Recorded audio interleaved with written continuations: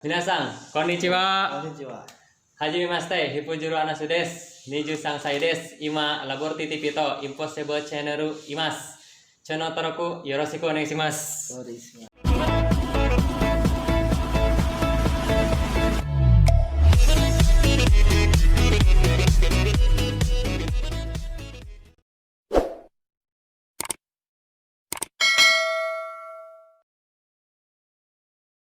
Nah, terima kasih buat Anas sudah menyempatkan waktu yang dari negara jauh merantau ya, bisa dibilang merantau ya, bisa dibilang merantau.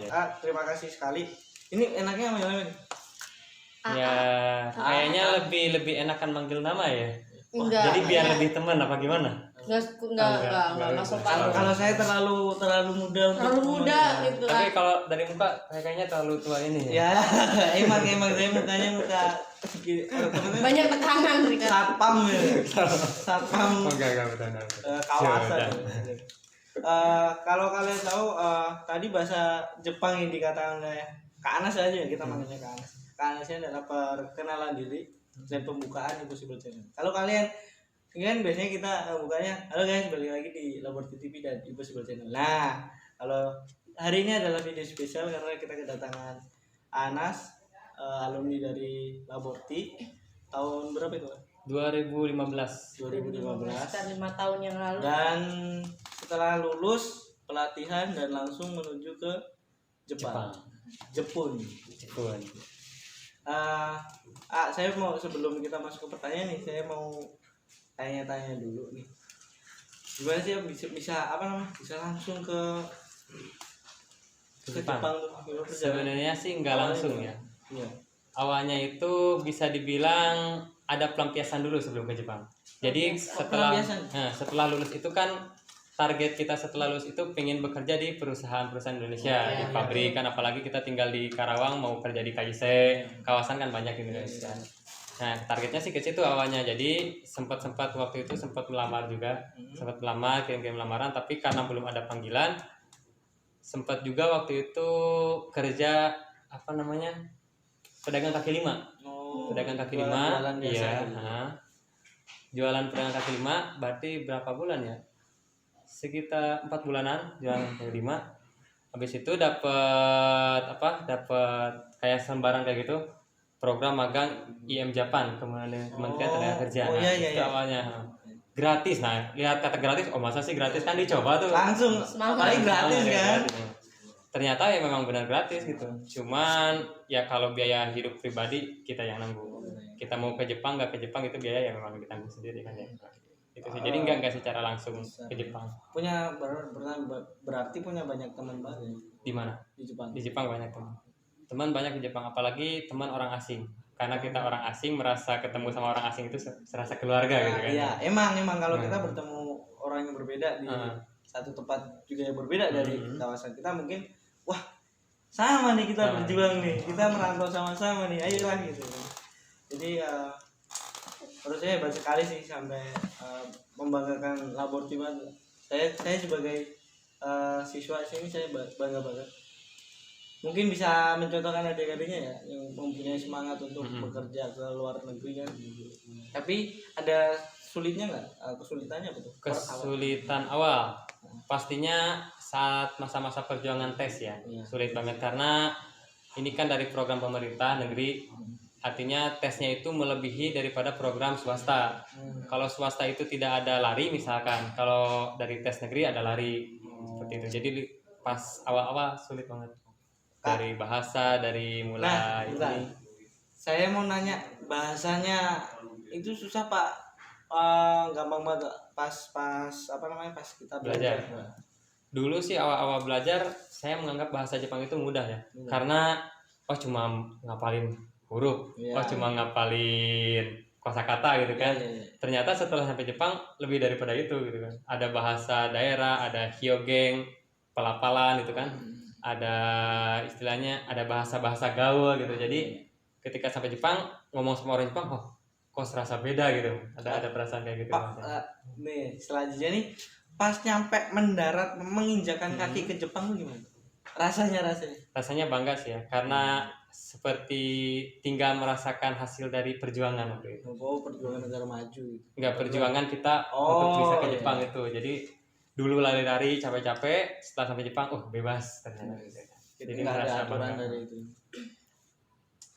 Buat Aana sendiri, kalau misalkan merasakan di sana sendirian, berangkat sendirian ya? Berangkat enggak sendirian. Nggak sendirian. Berangkat itu dulu 230 orang. Banyak ya.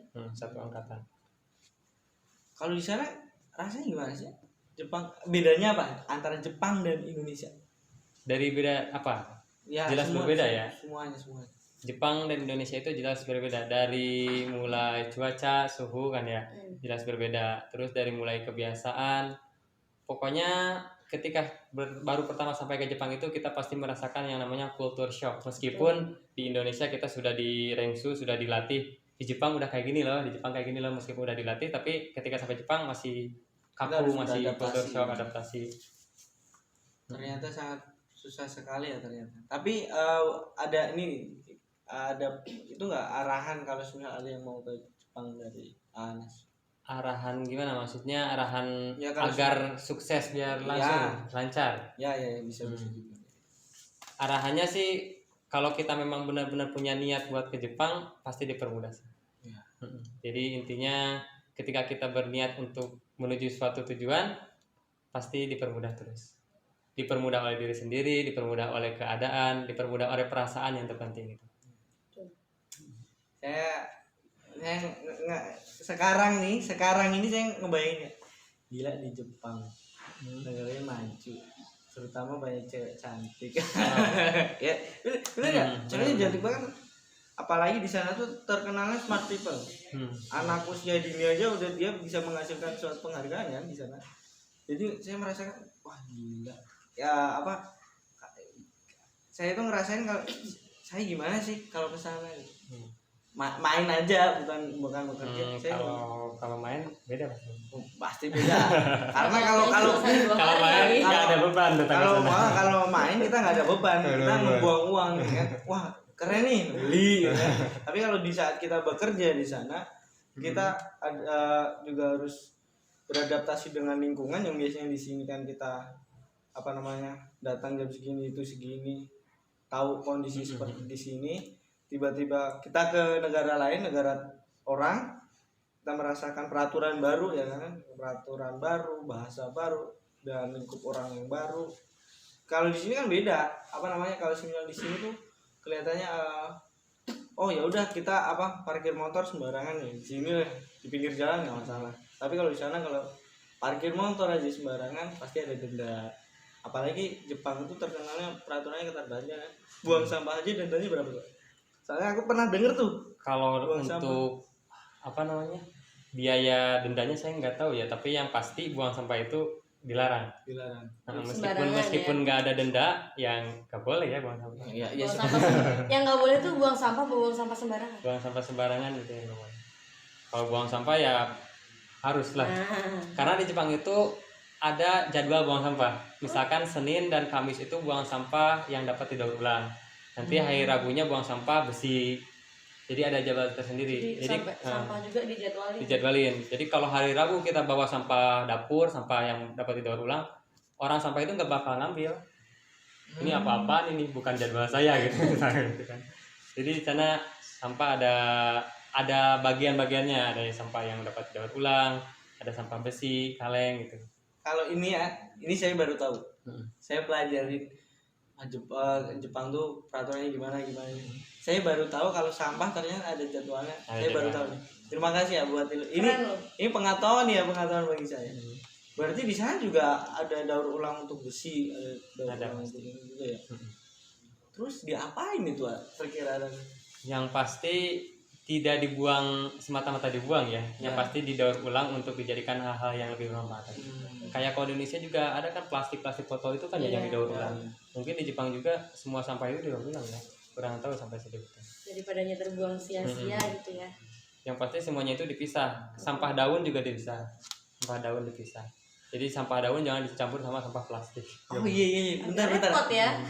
Repot bener. Iya agak repot kalau kita di rumah gitu kan misah-misahin gitu.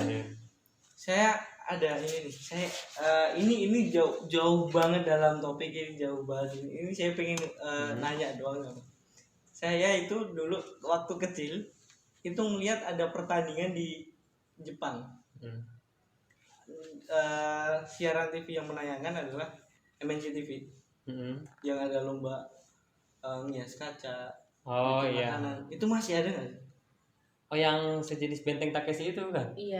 Ya sejenis kayak gitu. Iya, Ada iya. benteng Takeshi. Orang-orangnya masih ada.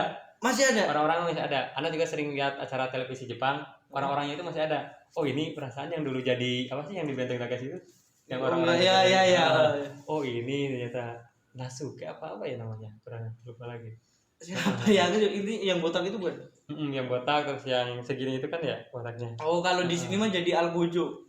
Nah bisa dijual. Orang-orangnya masih ada, masih sering masuk televisi. Ya, tapi acaranya itu udah enggak. Udah di upgrade mungkin ya acaranya. Ya mungkin. Tapi di sana tontonannya seru Mas ya? Beda nggak sih? Di Jepang tontonan seru ya. Di Jepang itu lebih banyak tontonan komedi. Komedi dan berita. Kalau menurut anak, jadi sinetron itu hampir gak ada ya. Ada juga sinetron yang diekspor dari yang apa namanya yang diambil dari luar negeri kayak Korea gitu kan, kayak Amerika gitu. Indonesia ada nggak? Sinetron Indonesia nggak ada. Nggak ada. Apa yang mau diekspor? Tangisan suara istri. Azab perlu. Itu ada satu cerita di Jepang itu pernah viral yang namanya sinetron Ajab. Yang pocong masuk ke gelindingan itu. Nah, itu masuk berita. Ini Berita atau komedi? Hmm. Apa ya? Kayak berita mungkin ya.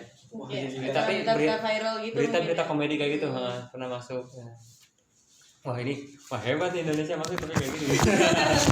Makanya masuknya itu loh. Masuknya berita itu kenapa harus yang seperti itu? Tapi kebanyakannya itu orang Indonesia juga ada yang membanggakan ya. Banyak juga selain film Azab yang diberitakan di Jepang, ada juga orang-orang Indonesia yang berhasil meraih penghargaan di sana. Dan kalian kalau mau tahu, Ana sendiri juga pernah mendapatkan penghargaan, yaitu apa tuh? Katanya di antaranya ini apa? Lomba pidato. Lomba pidato. Itu provinsi ya. Lomba pidato seprovinsi Kanagawa yang diikuti oleh orang asing. Jadi lomba pidato dari orang asing semua. Oh, berarti khusus orang asing. Jadi ada orang Amerika, orang Vietnam, orang Mongolia. Punya orang asing yang ada di Jepang. Itu juara 1. Enggak, 3. Hebat. Luar biasa. Saya sangat bangga. Ada berapa negara itu saat ini? 15 negara ada.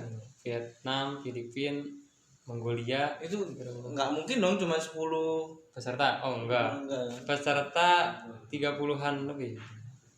30 orang lebih. Dan Kak Anas bisa mendapatkan juara 3 besar ya. 3 besar. Saya aja kalau dapat 10 peringkat 10 di sekolah aja udah bangga tuh. Apalagi kita ke negara orang, kita mengikuti lomba dapat apresiasi, yaitu penghargaan juara 3 pidato provinsi. Provinsinya Kanagawa. Hebat sekali. Oke Kak, kita langsung lanjut aja ke dalam pertanyaannya. Flashback dulu nih Kak, dari zaman-zaman sekolah nih. Zaman sekolah nih. Sekolah ya. Wah ini udah 5 tahun yang lalu ya. Enggak masalah, problem. Mungkin kalau ada yang masih inget kalau masih inget langsung ceritain aja. Kalau enggak ada yang inget, saya bantu untuk mengingat. biar nyambung kan. Biar kita harus ada yang diceritakan kan. Nih, saya ada lembaran khususnya untuk pertanyaannya. Question. Wah. Bener. Question. Salah ternyata. Questionnya ada pertanyaan pertamanya, pengalaman dalam berorganisasi itu gimana? Di sama sekolah? Iya. Enggak. Sama sekolah dulu Anas sendiri ya, Anas merasa orang yang paling aktif dalam organisasi ya dulu waktu sekolah. Contohnya Anas ikut organisasi pramuka di DKR, terus pramuka di di sekolah juga aktif kan. Terus ikut malah kegiatan-kegiatan yang enggak ada di sekolah, Anas ikut di luar, tapi membawa nama Pelaborti. Seperti di MAN itu ada namanya silat Tajimarela. Nah, dulu itu anak sempat ikutan di MAN. Di MAN ikutan membawa nama Malborti, ikutan latihan aja gitu kan, meskipun nggak sempat tanding gitu kan. Ikutan terus aktif di silat, terus aktif di kegiatan keagamaan Rohis. Terus di apa sih yang sekolah bineka itu? Bineka kan ya yang di sana? Yang di mana? TK. Enggak, lupa lagi. Yang punya kegiatan Rohis di sana ikut. Jadi banyaknya kegiatan di luar yang dulunya itu belum ada kegiatan di sini. Seperti apa sih sekarang kan silat udah ada ya di sini ya? Ada. Silat ada. Tajimarela. Gimana? Nah, pas Anas lihat itu kan pernah lihat di Facebook, wah sekarang laboratory ada Tajimarela ya, kenapa nggak dari dulu? Enggak, saya dulu. Kenapa saya harus pergi ke sana? Kenapa Gitu kan? harus pergi ke sekolah lain buat ikutan silat itu kan? Tapi alhamdulillah semakin lama semakin maju ya. Semakin maju laboratory. Kalau OSIS ikutnya ya? OSIS ikut ya, tapi nggak megang jabatan deh. Kayaknya Anggota. lupa. Tapi aktif kan? Aktif. Saya bentar. Tahu nggak saya berjabatan apa di organisasi OSIS? Apa sih, ada keamanan nggak? Yes. Ada. Ada keamanan ya? Ada. Emang saya ngomongin konsumsi tiap ada acara. Kalau konsumsi saya langsung maju utama karena urusannya dengan perut kan. Logika tanpa makanan tuh beda. Udah ambiar tuh kalau kita nggak makan, otak juga nggak bisa mikir kan. Bagian keamanan Mungkin ya. mungkin, tapi alhamdulillah saya terpilih menjadi ketua OSIS. Oke, mantap. Dan tradisinya SMK Laborti ini yang menjadi ketua OSIS pasti kan. Kalau SMK PKL ya, PKL apa sih singkatannya juga? Praktek kerja lapangannya itu saya sebut PT boleh nggak ya? Ya, Kalau nanti di itu aja PTGS. Itu pasti yang setiap masuk PTGS itu mungkin tradisi 3 tahun kemarin atau emang udah dari dulu, tapi menurut saya enggak sih, baru beberapa tahun kemarin tradisinya itu siapa yang masuk PTGS pasti akan menjadi ketua OSIS menurut saya. Tapi nggak tahu yang senior saya termasuk itu PKL-nya yang ketua OSIS terdahulu PKL-nya gimana? Ketua OSIS terdahulu, PK-nya di mana kurang tahu. Ya kurang. Ini nggak ngaruh juga. Lupa. Ya alhamdulillah saya juga itu sih ya, sangat bangga sekali dipercaya oleh siswa-siswi. Dipercaya dan diberi tanggung jawab besar ya. Tanggung jawabnya sangat besar. Apapun resikonya saya langsung tancap gas lah kalau bahasa itu. Tapi buat Kak Ana sendiri dalam organisasi OSIS itu ada kesan nggak yang sampai sekarang masih diingat? Organisasi OSIS itu yang masih diingat banyak sih ya. Yang diantaranya kalau kayaknya sekolah itu kalau tanpa organisasi OSIS kayaknya nggak, segala kegiatan tidak akan berjalan ya kan. Jadi kesannya itu mungkin termasuk juga murid-murid nakal nggak ada musuhnya mungkin. Dulu belum nakal banyak ya. Waktu jadi OSIS banyak. Kan setara tuh kalau semuanya murid nakal pasti berurusan dengan OSIS. Ya itu kalau semuanya nggak ada murid yang nakal, kalau nggak ada OSIS mungkin dia jenuh. Ngapain aku sekolah ya? Nggak ada yang aku tantangin, nggak ada aku yang pancing. Nggak ada yang ngurusin itu. Udah jadi baik deh. Nah, kalau itu bisa ya seharusnya ada OSIS sih. Ada OSIS. Tapi yang saya harapkan ada OSIS, nggak ada OSIS semua murid harusnya menuruti peraturannya. Selanjutnya, saya mau nanya dulu, di organisasi pernah dapat penghargaan nggak? Di sekolah? Ya pasti banyak nih. Jepang aja dapat penghargaan, apalagi di sekolah. Dulu Your Speak Pandai. Dulu sempat ikut lomba, bukan lomba bahasa Inggris ya, event lomba bahasa Inggris, cuman bukan lomba bahasa Inggris. Saya ikutnya lomba menggambar, tapi event bahasa Inggris ya. Waktu itu sama Ibu apa sih? Bu Nur Fitri ya, Miss Fitri. Ikut lomba Your Speak Pandai di Bandung gitu. Bentar, Ibu Miss Fitri. Miss Fitri itu guru bahasa Inggris kita. Saya sebelum Miss Mita ada. Jadi sekarang memang Miss Fitri udah nggak ada nih karena setelah nikah dia pindah ke Solo. Jadi Terus sempat ikut Yorsvi Pandai sama Bu Nur Fitri. Miss ya kalau Miss Miss. Miss tuh paling semangat banget kalau suruh ikut lomba. sempat ke Bandung. Terus apalagi ya event-event yang pernah diikuti. Kalau penghargaan kurang tahu ya. Ada gak ya? Itu terlalu emang jangka waktunya udah jauh banget ya kita meninggalkan Kak Anes meninggalkan sekolah ya. Kayak misalnya 5 tahun dari 5 tahun setelah lulus Kak Anes bekerja sebagai pedagang kaki lima ya. Pedagang kaki lima, setelah itu dapat apa namanya? Formulir dari seseorang mungkin atau dari seseorang dan ternyata itu adalah pekerjaan itu ya, dari pemerintah ya. Pelatihan dari program magang dari pemerintah kerjasama dengan Jepang dan Anas dengan tulisan gratis itu menimbulkan motivasi tertinggi dan mengikutilah sampai akhirnya lulus tes sampai berangkat ke Jepang. Itu sangat ya, kalau tadi Kak Anas cerita ya aku ngebayangin aja dari kita ngehayal pengen kerja di PT-PT daerah lokal tapi ternyata malah kita ke Jepang, ke negara orang lain dan dipercaya oleh negara. Sangat apresiasi sekali ya Kak, karena belum tentu semua orang bisa berangkat ke Jepang kan. Belum tentu karena waktu itu contohnya belum tentu itu waktu pertama kali seleksi di Cirebon ada 270 orang yang seleksi, yang lulus itu 73 orang, yang lulus sampai 73 orang termasuk AA. Cuma 70 dari 200 lebih. 270 jadi tinggal 73 orang. 200 orang tersingkirkan, 70 orang tersisa. Iya, itu selama satu tes doang. Sekali tes doang menyisakan 70 peserta, apalagi tes selanjutnya. Itu tes awalan segitu nyisanya. Terus masuk ke pelatihan pertama 2 bulan, pelatihan kedua 2 bulan lagi 4 bulan sampai berangkat itu 68. Oh ya, jadi ada yang gugur lagi itu. Sampai 68 sampai berangkat. Pelatihan bahasanya gimana? Pelatihan bahasa itu setelah tes yang awal itu beres. Jadi setelah tes kayak kesemaptaan, fisik, kayak pemberkasan kayak gitulah ya. Dari situ banyak yang gugur, akhirnya nyisa 73 orang. Nah, yang 73 orang itu masuk ke pelatihan awal. Pelatihan awal di daerah 2 bulan, nanti gugur lagi. Tapi tidak signifikan seperti yang pertama kali. Kalau yang pertama kan 200 kan.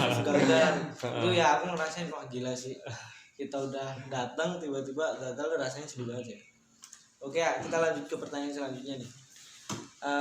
Masa-masa yang kalau kan kita tadi ngebahasnya organisasi ya.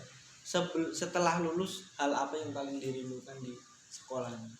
Setelah lulus ajan di masjid ya. Ajan di masjid. Subhanallah. Saya kan waktu itu selalu sering ajan di atas itu. Sekarang masih sering ajan di situ. Jadi ini rindu banget ya Pak. Soalnya bisa ajan itu perasaan di situ. Bisa ajan di SMK. Bukan jadi bisa ajan serasa luas gitu kan. Gila sih. Sempat lama ajan hampir tiap juhur ajan. Orang-orang biasanya paling dirindukan di masa-masa SMK tuh sama teman-teman ya kan, ngejailin teman ya, atau juga sama momen-momen yang lain. Tapi subhanallah ya yang dirindukan adalah azan di musola. Itu hebat banget. Saya kayak beneran gila sih. Jawabannya nggak terduga ya. Saya kira tadi wah kangen banget nih sama ngumpul sama teman. Itu juga sih. Ya, kan sering kalau ngumpul pasti ada istilah reuni. Setelah 1 tahun ada reuni kan kayak gitu. Tapi kalau ajan kayaknya nggak ada reuninya ya. Emang nggak ada. Pindah masjid. Oke Kak, tadi kan udah ngebahas tentang flashback di sekolah juga nih. Selain momen yang dirindukan tuh ada nggak sih kayak guru atau orang yang dirindukan nih dari masa sekolah, atau mungkin seseorang gitu? Guru ya? Ya boleh guru atau mungkin nggak boleh sekarang udah, kalau mantan nggak boleh ya. Boleh. Nggak apa-apa teh, nggak apa-apa. Jangan, masalah nanti penyakit. Astagfirullah, iya, nggak boleh. Kalau guru semuanya saya rindukan ya. Kalau ada ya pasti cium tangan gitu kan. Semuanya pasti dirindukan karena guru itu sangat berjasa sih. Betul. Sampai ada motivatornya nggak? Motivator Guru guru yang sering motivator itu kalau guru teknik Parona ya. Pak Rona. Parona itu selalu motivasi sampai pas waktu mau bilang ke Jepang itu sama Parona dikasih tahu harus gini, harus semangat itu kan sampai pas mau berangkat. Padahal Pak Rona kelihatannya orangnya diem ya. Diem gitu ya. Pokoknya dimotivasinya dari segi ayo ke Jepang nanti kamu dapat ini, nanti kamu dapat sertifikat ini, nanti kerja di Indonesia mudah gitu kan. Iya. Sering dimotivasi kayak gitu. Jadi ketika mau tumbang, mau habis semangat pas latihan teh, ayo semangat. Pak Rona yang sering gencar-gencarnya memberi semangat. Kira ada yang mau disampaikan sama Pak Rona? Apa ya? Pokoknya saya aja yang nyampein boleh. Soalnya saya nggak kenal. boleh. Mewakili perasaan. Kan saya nggak tahu perasaannya. Jadi Pak Rona nanti kan nonton, ada yang mau disampaikan? Pokoknya kepada Bapak Rona Rona Fahriansyah ya namanya. Saya juga kurang tahu nama lengkapnya Pak Rona. Ya buat Pak Rona, Anas berterima kasih banyak, sebanyak-banyaknya berterima kasih atas semua motivasi dan ucapan semangat yang dulu pernah digempor-gemporkan ke Anas untuk bisa sampai ke Jepang, dan sekarang udah pulang lagi Pak. Nanti main ya. Nanti kalau Saya udah pernah kontak Pak Rona, Pak main ke rumah Anas sudah pulang, tapi belum pernah ada balasan.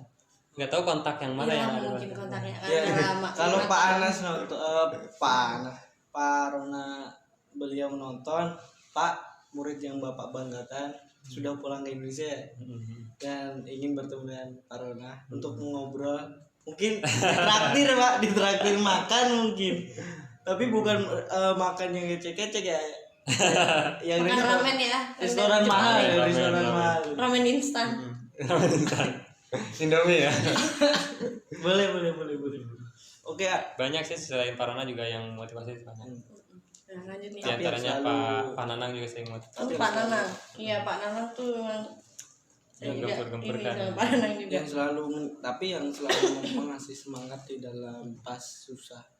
Yang selalu ngechat lah. Ya. Yang selalu ngechat Jadi adalah support selalu systemnya ada. juga kuat ya pada beliau saat itu ya. Pak Rona. Nah nih mau lanjut nih, ngomongin ke Jepang dari proses awal sampai akhir nih. Gimana sih perjalanan karirnya dari kerjaan di sana sampai kehidupan di sana tuh gimana sih? Jadi perjalanan karir itu sebenarnya sih continue ya, kehidupannya berkelanjutan gitu-gitu aja gitu. Kalau orang yang nyampe ke Jepang nggak mau banyak kegiatan, pastinya udah pulang kerja udah gitu kan. Tapi karena Anas orangnya seneng jalan-jalan, seneng banyak kegiatan, akhirnya banyak juga kegiatan. Nah nih tadi kan kita udah ngobrol nih masalah dari proses AA mau berangkat sampai di Jepang. Nah setelah itu perjalanan karir kakak di Jepang tuh gimana tuh? Banyak sih ya perjalanan karir. Kalau perjalanan karir berbentuk sertifikasi atau penghargaan nggak terlalu banyak, tapi perjalanan karir pernah ke sini gitu kan, pernah masuk gitu, banyak sih. Pertama ke Jepang itu Anas yang pertama dicari ada sekolah bahasa Jepang. Jadi kan di sana itu berarti karena selain bekerja di sana juga sekolah di sana. Sekolah bahasa Jepang. Jadi buat ngejar yang level-levelan itu, level bahasa Jepang itu kan. N5, N5, N4, N3. Saya juga tahu nggak tahu sebenarnya, cuman tahu tadi doang. N1 tadi. Coba lanjutin. Jadi setelah sampai ke Jepang itu nyari sekolah dulu. Istilahnya biar kita memperdalam bahasa Jepang kan. Karena kalau nggak memperdalam bahasa Jepang, ngomong segitu-gitu aja nanti sulit ya. Ketika sakit, ketika mau ngapa-ngapain kan sulit kalau kurang bahasa. Jadi yang dicari itu. Nah setelah masuk sekolah otomatis karirnya melejit lah ya, karena kita tahu berita dari sini ada lomba ini nih gitu, dari sini ada ini nih, jadi banyak event. Akhirnya setelah masuk sekolah karirnya banyak. Ada diantaranya yang tadi Ana sebutin ikutan lomba pidato, asalnya dari sekolah itu. Dari sekolah itu tiap minggu belajar ke sekolah itu, jadi ayo ikut gitu, ya udah ikut itu kan. Terus ikut acara matsuri, perayaan festival, banyak beberapa kali ikutnya itu bukan sekedar hanya ikut meramaikan, tapi ikut pakai seragamnya, ikut menjadi tampil di acara itu gitu kan. Bagian dari acara itu ya. Gila sih. Banyak Itu pasti pengalaman. jadi pengalaman yang Wah, nggak kalau akan kata orang terlupa. Jepang mah omoidasu, Apa jadi itu artinya? pengalaman yang keluar dari hati gitu kan. Berarti, Dalam ya. berarti hati yang membawa kita untuk ke sana gitu. Mungkin bisa jadi.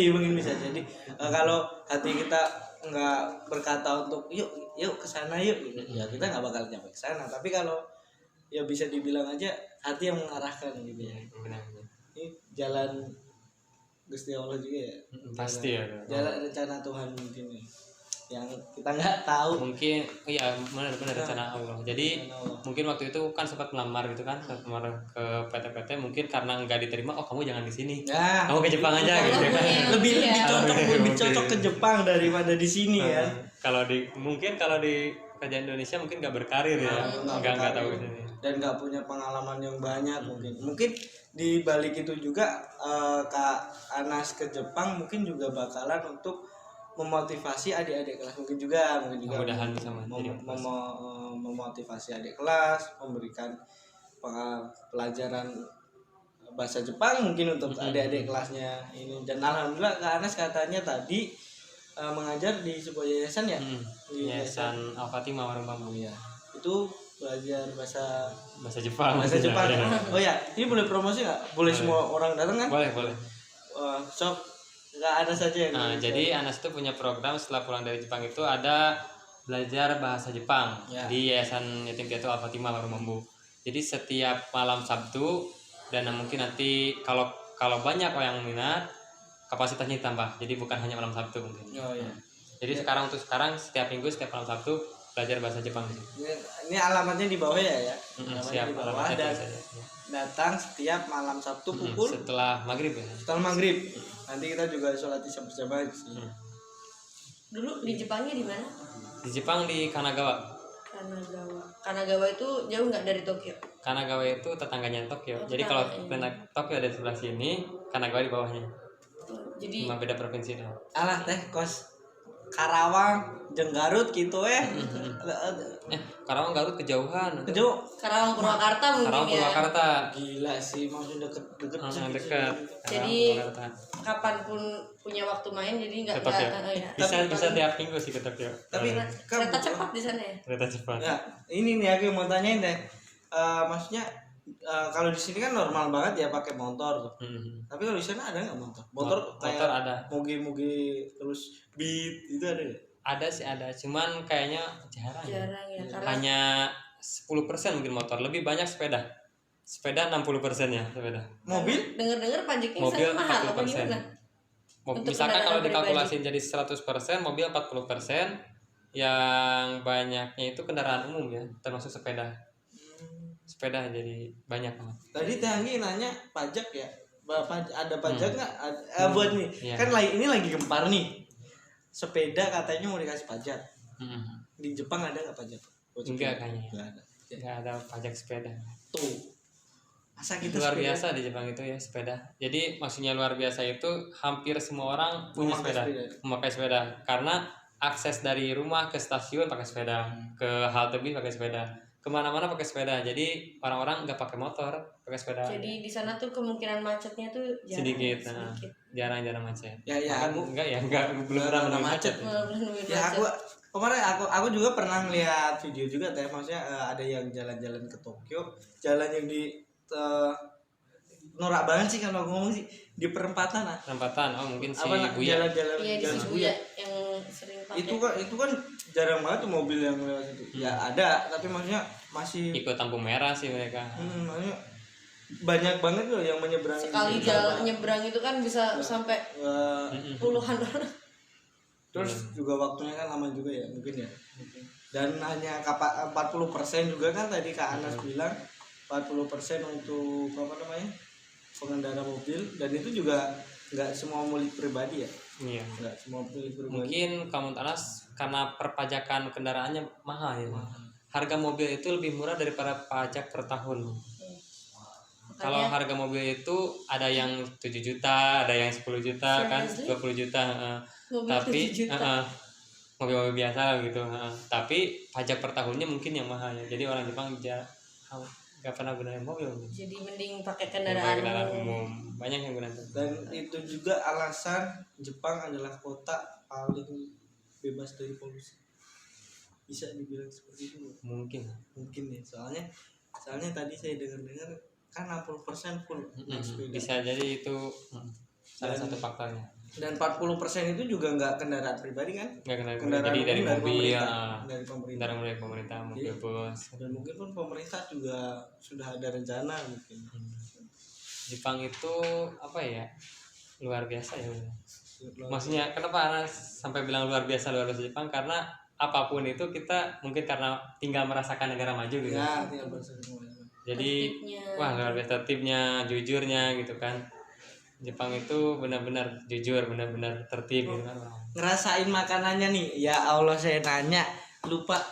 Biasanya kalau di sini makannya jengkol pete Rada kaku nggak di sana? Maksudnya agak susah nggak menyesuaikan kan makanan? sushi Enggak sih. ikan itu enggak. Kalau Anas kebanyakan bikin sendiri. Nah, karena kan kalau washoku atau makan di luar itu mahal. Pertama mahal, yang kedua pilih-pilih yang halal kan sulit. Oh, iya. Jadi jadi lebih baik Bikin bikin sendiri, beli daging, beli bumbu-bumbu, masak di rumah. Dan lebih irit juga kalau bikin sendiri. Jadi Ada kebanyakan gitu. di Indomie teh. Kita tanya Indomie ada nggak di Jepang? Ada. Ada.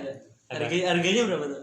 Di sini Indomie 3.400 3.000. 2000. Indomie Telur 2000. satunya itu 130 yen ya, ada yang jual. Jadi sekitar 15 ribuan satu Indomie. Karena kan ada biaya ekspor itu juga. Satu kardusnya itu 3.500 yen. Nanti sekitar 400 ribuan satu kardusnya. Mahasiswa yang masih ngekos jangan nggak apa-apa sih Wah, makan mie doang ya. Sesuai sih dengan pendapatan. Sesuai. Coba nih, aku mau tanya nih, selama di Jepang pernah nggak sih ngalamin hal konyol yang sampai sekarang tuh nggak bisa dilupain? Yang yang karena nggak tahu, ketidaktahuan itu. ya apa aja kayak hal yang konyol yang bikin malu gitu? Apa ya? Kenalan sama cewek. Kenalan sama cewek banyak. Wah, itu bukan hal konyol Iya, ya. bukan. Hal biasa. Hal biasa.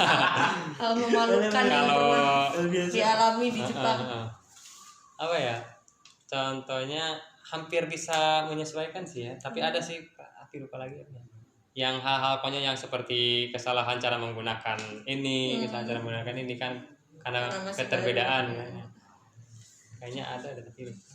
Nah, kan ada nih mahasiswa di Jepang tuh yang asal Indonesia yang juga YouTuber tuh. Si Jerome. Jerome. Pernah ketemu nggak? Pernah ketemu di KBRI. Pernah saling tegur sapa? Saya nyapa tapi dia nggak tegur saya. Jer. Parah. Saya pernah nanya. Gitulah gitu kan, nyapa dia tapi dianya biasa-biasa aja gitu. Jer gimana sih? Kok dicuekin? Wah Bang Jer nih parah nih. Tapi kalau aku boleh tanya, si Jer itu siapa sih? Jerome Pauline itu dia mahasiswa yang ke Jepang dan dia beasiswa. Terkenalnya itu di YouTube karena dia YouTube edukasi. Edukasi YouTube-nya bagus. Dia juga penulis Edukasi juga sih. penulis juga. Ini Jerome Sijabat ya bukunya. Tapi Bang Jer nanti kalau ketemu lagi tolong diajak foto. Salah satu fans Jerome juga. Karena kontennya Bang Jer tuh mantap jiwa. Mengedukasi sih, luar biasa. Yang terakhir nih. Saya diem karena saya tidak tahu ya. Masa kamu nggak tahu sih? Tahu. Masa? Sumpah saya nggak tahu. Beneran. Padahal dia tuh happening banget tahu di kalangan anak muda tuh Jerome. Jerome. Ya mungkin kata Kak Ana sendiri saya juga udah tua, mungkin ya kelihatan tua jadi saya kayak gitu. Saya nggak ngomong 2 kali ya. Tapi ternyata itu tertanam dalam diri dia gitu. Ya. Dan yang terakhir nih, apa nih yang mau disampaikan buat adik-adik nih yang mungkin punya keinginan sama untuk pergi ke luar negeri, entah ke Jepang atau kemanapun, apa yang mau disampaikan? Untuk sekarang sih untuk bekerja atau magang atau belajar di luar negeri itu mudah ya, karena banyak jalurnya sekarang. Contohnya dari Jepang aja dulu cuma ada Kensusei, Japan. Kalau sekarang udah ada visa ini, visanya banyak lah, dari swasta juga banyak, jadi tinggal kitanya yang berniat maunya kemana. Dan ada juga yang ini magangnya ke Jerman, ada juga yang magang ke Jerman, ada juga dulu sempat tertarik program magang Jerman, jadi Ausbildung atau au pair gitu kan. Dulu sempat tertarik magang Jerman, akhirnya malah ke Jepang, sama-sama aja sih. Jadi tapi lebih tingkatan Jerman dong, soalnya Jerman Eropa mungkin ya. Jadi untuk anak-anak, untuk teman-teman yang masih belajar, yang mau punya tujuan, punya niatan buat mencari pengalaman, buat mencari ilmu di negeri orang, jangan putus semangat lah ya. Jangan putus semangat saat berlatihnya, saat belajarnya, jangan mudah jatuh. Proses ya. Karena lidah kita itu menyesuaikan bahasa orang lain memang sulit. Jadi kadang otak tuh merasa wah, udah pusing, gitu. Jadi jangan sampai kayak gitu. Jadi kalau kita udah berniat dengan perkataan kita mau ke Jepang, kita mau ke mana lah itu, punya satu tujuan, jadi tinggal pelaksanaan kata-kata lah, tinggal melanjutkan apa yang kita inginkan itu. Kalau udah terjun ya kapalang basuh, lanjutkan. Jangan sampai ngedengerin omongan orang lain, itu yang sangat mudah menjatuhkan itu. Harus totalitas ya intinya. Jadi gitu sih, intinya kalau kita memang benar-benar punya tujuan, punya niatan yang bagus untuk diri kita gitu, otomatis pasti ada jalan terbaik. Apalagi sekarang kan kita dari SMK ini ya, dari SMK Laborti, kita mempunyai kompetensi gitu kan, apalagi dari teknik, pokoknya sudah dibekali lah selama sekolah itu. Jadi untuk menggapai semua tujuan itu tidak sulit, karena di SMK Laborti ini udah banyak program kan ya, dari program engineer kan. Jurusannya ada tambahan nggak sekarang ini? Alhamdulillah masih tetap. Ya, tapi cuma beda nama. Ya. Yang dulunya TPMI sekarang jadi TMI, yang dulu TKR sekarang jadi TKR. Jadi dengan semua modal dari jurusan yang kita ambil di Laborti ini, otomatis orang Jepang juga akan tertarik, atau orang manapun pasti tertarik dengan kemampuan kita. Jadi jangan putus semangat ketika kita memang punya niatan untuk kemana-mana. Pokoknya Laborti ini memang udah mencukupi sih untuk kita yang mau berjuang kemana-mana dengan semua kompetensi yang ada. Oke guys, bukan guys ya, sebenarnya teman-teman. Di video kali ini saya tidak bisa menyombongkan diri karena saya bertemu sama Kak Anas ya, Kak Anas yang menurut saya sangat memotivasi saya sendiri, yang dari SMK, yaitu alumni saya sendiri, senior saya sendiri. Sangat mengapresiasi sekali untuk sekolah dan membanggakan sekolah.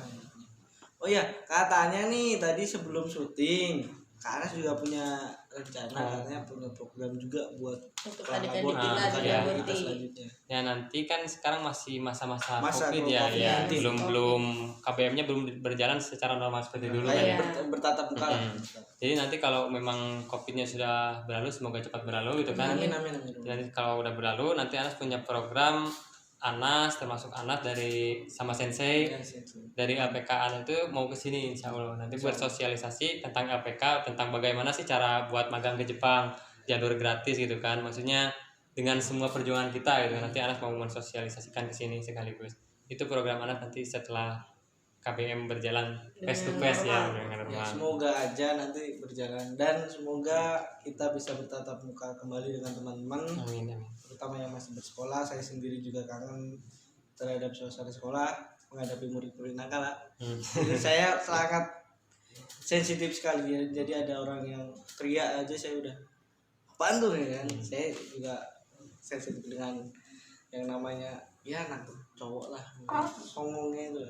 Oke, kita lanjut, beda pembahasan.